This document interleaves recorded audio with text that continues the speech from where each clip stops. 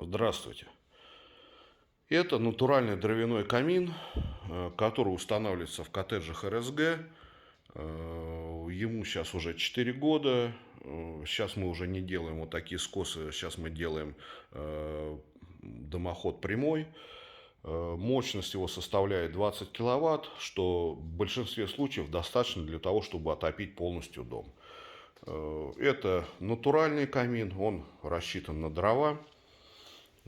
Я сейчас открою. Вот, у него есть дымоход, его можно здесь закрыть, у него есть поддувало. Ну и вот так он выглядит. В интерьер вписывается вот так вот.